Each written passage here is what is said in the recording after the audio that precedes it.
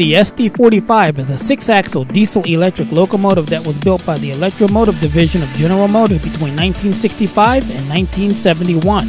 A whopping 1,260 were built for American railroads before the electronically superior SD45-2 replaced it. Other variants, like the SDP45 and the SD45-2 tunnel motor, were also released in the 1970s. I'm Railfan AC, and you're watching Trains in the 21st Century.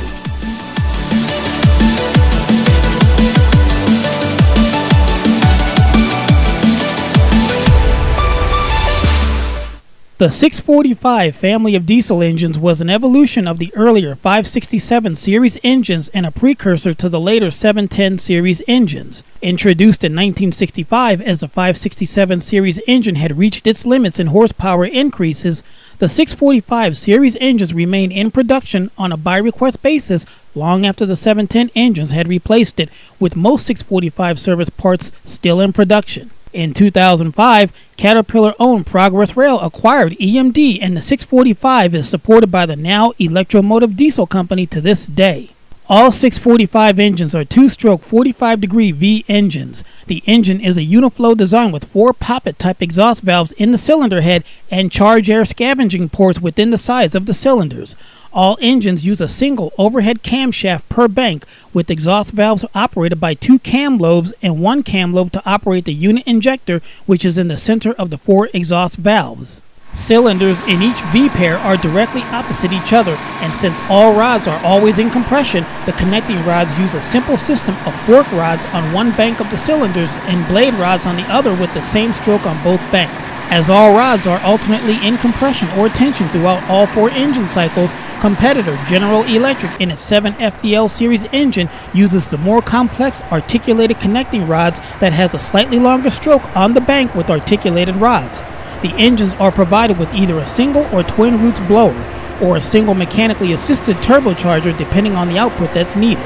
And just for the record, all of that technical gibberish notwithstanding, these same specifications are also common to many of the 567 and 710 series engines. The engine block is made from flat, formed, and rolled structural steel members and steel forgings welded into a single structure known as a weldment, so it can easily be repaired using conventional shop tools. For maintenance, a power assembly consisting of a cylinder head, cylinder liner, piston, piston carrier, and piston rod can be individually replaced relatively easily and quickly. When the 645 engine entered production, a new series of locomotive models was introduced with it.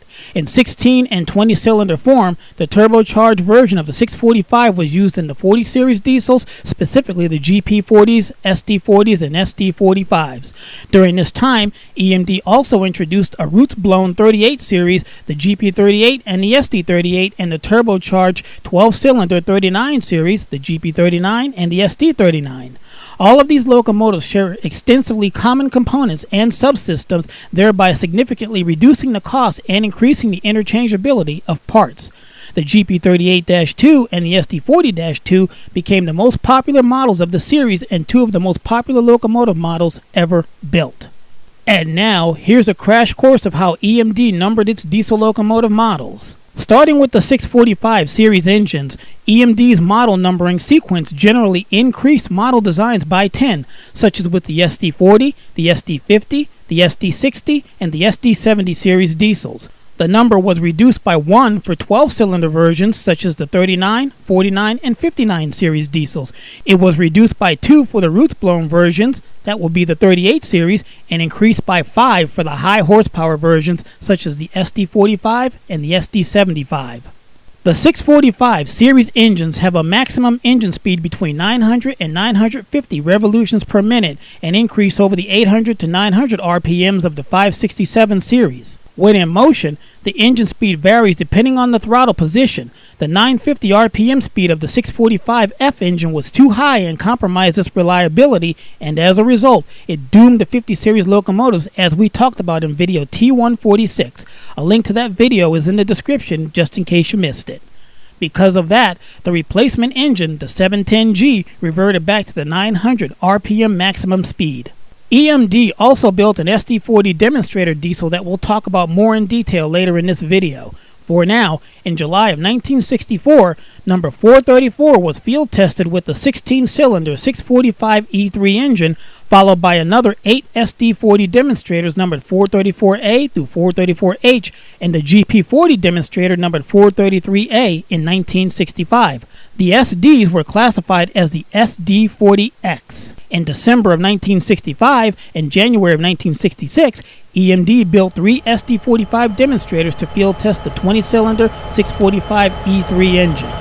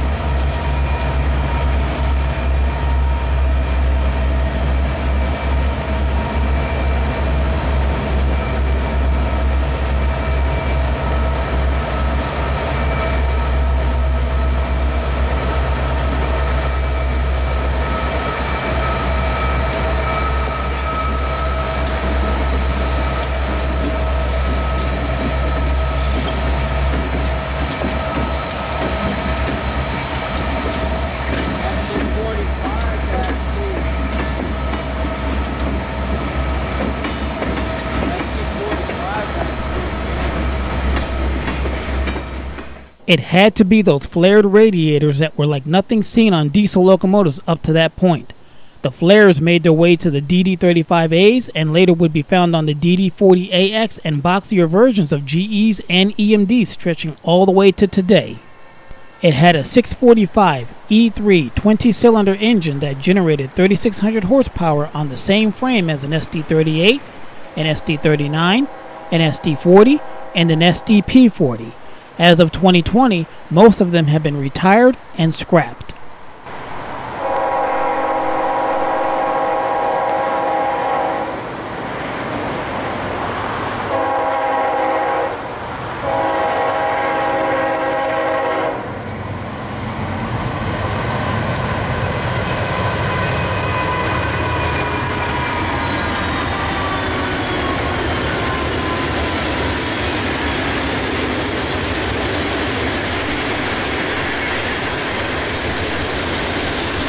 Buyers of the SD45 included the Burlington Northern, Southern Pacific, Santa Fe, the Pennsylvania Railroad, the Great Northern Railway, the Union Pacific, and the Northern Pacific Railway, and there were others.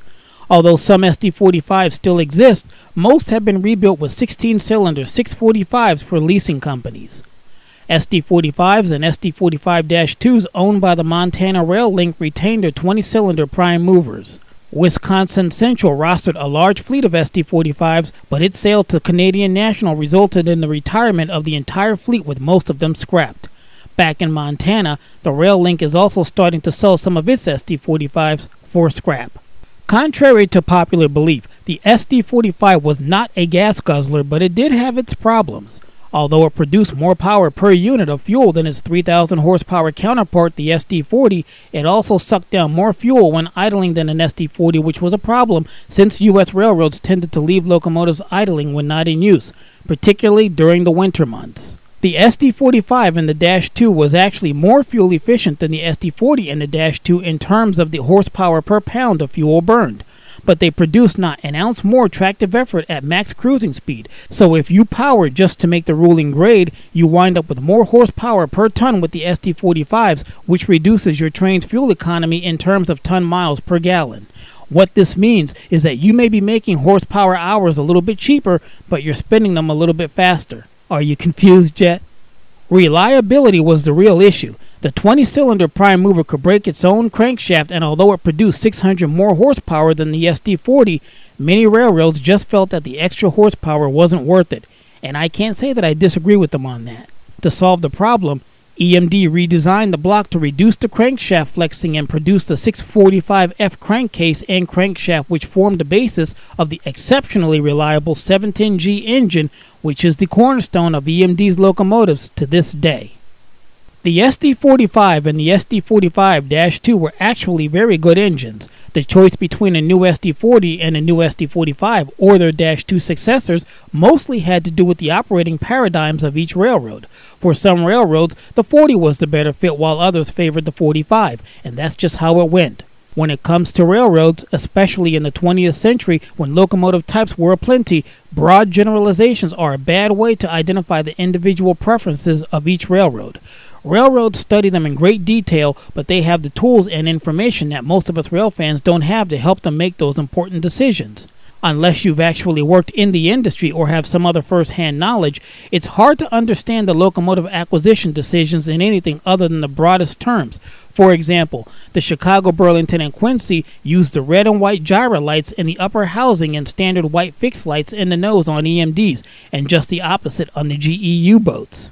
The Southern Pacific had more SD45s than any other North American railroad, 317 to be exact, with another 39 from the Cotton Belt for a total of 356, even dwarfing the Great Pennsylvania Railroad fleet of 130 units, who was the Southern Pacific's closest SD45 competitor.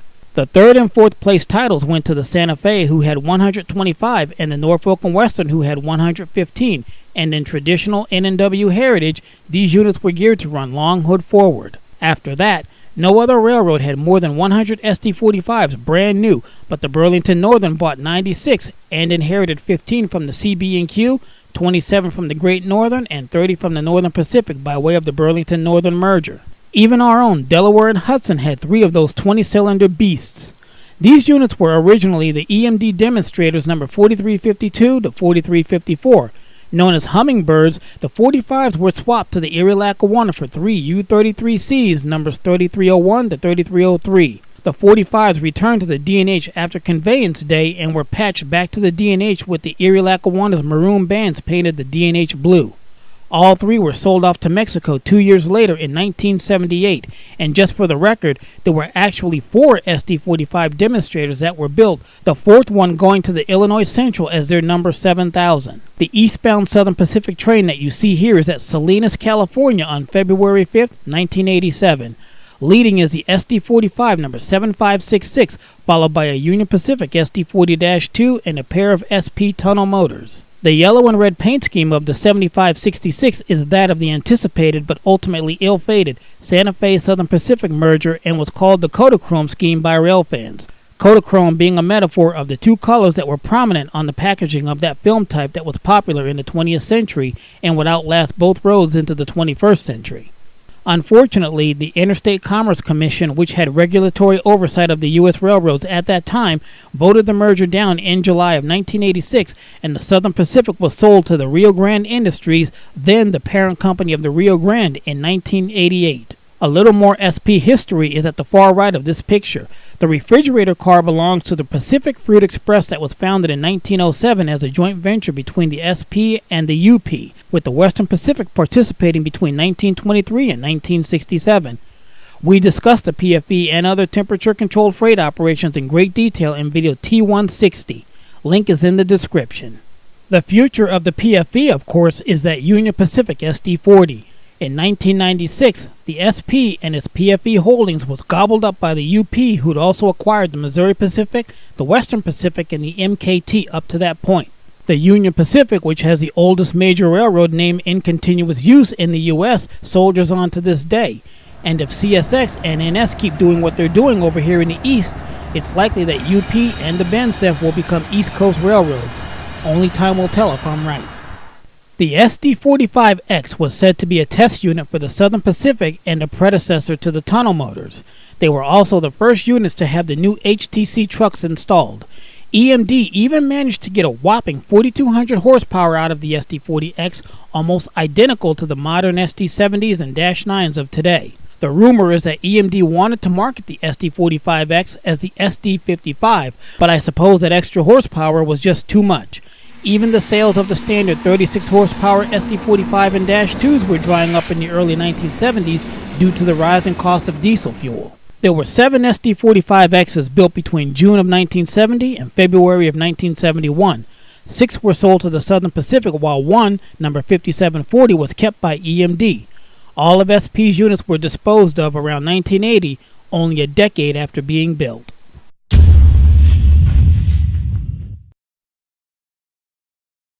When they were sold to the SP, the units were tough to maintain since they were different from a standard SD45. The SP tried them out on Donner Pass, but they still ran hot in the tunnels and snowsheds despite the extra cooling fan. They fitted some of them with elephant ears, which had also been tried on some standard SD45s, and it did help the cooling problem by drawing cooler, cleaner air from the walkway level, which ultimately led to the SD45 T-2. After that, the elephant ears came off and the 45Xs lived out their remaining years in the Roseville, California freight pool. The SD45X, in name, was also supposed to be something of a predecessor to the SD50, but as it turned out, that didn't happen until the SD40X was introduced to the Kansas City Southern in 1979, and then the SD50S for the NNW in 1980. The SD50S, short frame, were prototype units built in December 1980. They were shorter than production locomotives by approximately 2 feet. The 6 SD50Ss that were built went to the Norfolk and Western, as we just talked about, and were passed on to the Norfolk Southern. They were withdrawn in the early 2000s as non-standard units, with 2 being rebuilt in 2008 as SD40Es, along with several standard-length SD50s. The designation SD40X was also given to an experimental version of the SD50 built on an SD40-2 frame. The 4 that were built were delivered to the Kansas City Southern as KCS number 700 through 703. The Union Pacific's EMD's SD40X units were really SD35Xs, as they were built on SD35 frames. We talked about those diesels extensively in video T129. The link is in the description.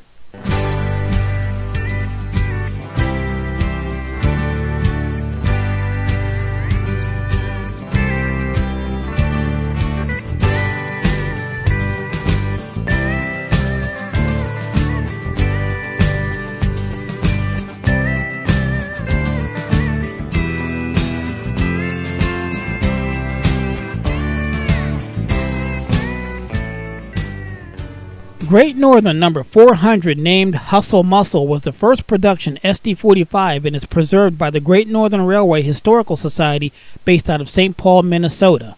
Built in May of 1966, the 400 received the Hustle Muscle moniker by Great Northern when the company purchased the unit. It continued to carry the name after it became Burlington Northern number 6430 following the 1970 Burlington Northern merger. In 1986, it was retired and donated in operating condition to the Great Northern Railway Historical Society. In 1989, the unit was repainted to its original Great Northern paint scheme by Burlington Northern at Grand Forks, North Dakota. It was repainted again by the Wisconsin and Southern at Horicon, Wisconsin in 2006. It was in active service on the Minnesota Transportation Museum's Osceola and St. Croix Valley Railway until the spring of 2017, when its prime mover crankshaft catastrophically failed during routine engine testing. The unit was moved into storage as BNSF and the Society worked on a long-term solution to return it to service. BNSF found a 20-cylinder prime mover from an ex-Santa Fe SD45-2 number 6470, had it rebuilt at the railroad's Topeka, Kansas shops, and shipped it to Northtown. The 400 was pulled from the Northtown storage track, brought into the diesel shop, and the old prime mover was pulled out with the new one put in by the Northtown shop forces, all at no cost to the Society. CSX donated SD45-2 number 8954 to the Southeastern Railway Museum. EMD built the engine in August of 1974, and it was one of only 136 SD45-2s built between 1972 and 1974, and was the last of the SD45 model developed. Seaboard Coastline, a CSX predecessor, bought 15 45-2s in 1974, which were passed on to the Family Line system and the Seaboard system before the lines consolidated into CSX in 1986. We talked about that in video T118. Link is in the description. CSX kept the 8954 in freight service until moving it to maintenance of way service around 2005. It lasted in service until 2011 when it was retired into training service at the company's Railroad Education and Development Institute facility at Tilford Yard in Atlanta, which is now closed. CSX then used the locomotive for movement training for new mechanical employees. The railroad then earmarked the engine for mechanical component changeout training before designating it as a surplus unit. Southeastern Railway Museum volunteer and former CSX mechanical trainer Kevin Wood spearheaded the donation of the 8954, and the Norfolk Southern delivered it to the museum on August 31st, 2019. 8954 still has its 20-cylinder engine, and with its acquisition by the Southeastern Railway Museum, Georgia's official transportation history museum, it becomes the first SD45-2 to be preserved. The Erie Lackawanna number 3607 is at the St. Louis Museum of Transportation. Restored to Erie Lackawanna colors, this unit is on static display. The Erie Lackawanna also had the SDP45, which was bought for its larger fuel tank. Norfolk and Western number 1776 is a high hood unit on static display at the Virginia Museum of Transportation. Northern Pacific number 3617 is preserved at the Lake Superior Railroad Museum and is being restored to active service. Seaboard Coastline number 2024 is preserved at the Southern Appalachia Railway Museum. The class unit for SP's first SD45 order number 7457 is at the Utah State Railroad Museum in Ogden, Utah. It was renumbered from 8800 in 1982 during the rebuild.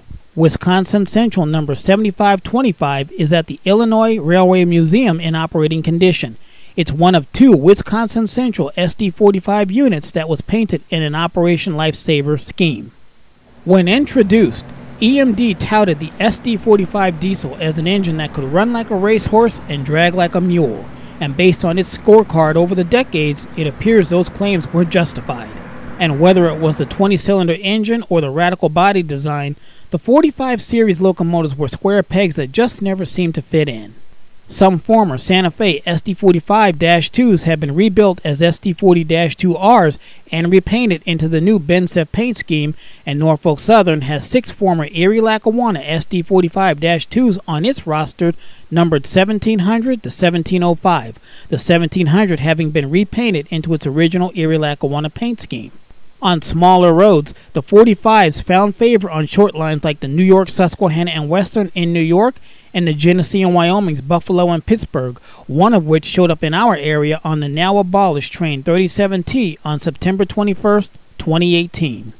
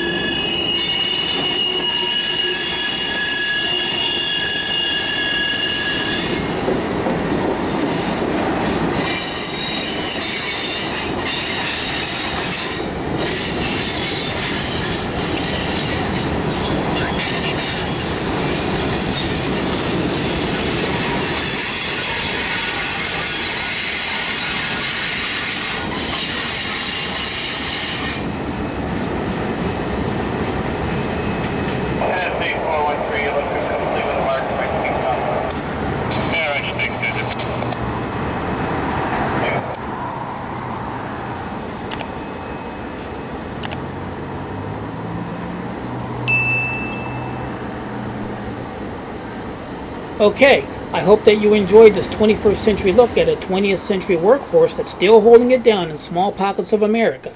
If you look in the description, you'll find links to the various other videos that we referenced in this video. So make sure that you go and check those other videos out. It'll give you a better understanding of some of what you saw in this video. And one thing that I'll mention now, because I know that someone's going to mention it later, is that I didn't talk about the tunnel motors in this video.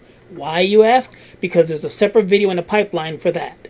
Now, while you're down in the description, hit the like button. That is, unless you didn't like the video, in which case you could hit the dislike button, but if you watched the video this far, then you obviously liked it, so take the appropriate action and hit the like button. It helps the channel out a lot when you do that. And as long as you still have the mouse in your hand, hit the subscribe button if you're not already a subscriber. According to YouTube's analytics, more than 75% of the people who will watch this video are not subscribers. Weird, isn't it? So hit the subscribe button so that you can keep up with us and railroading in the 21st century. For Trains 21, call me AC.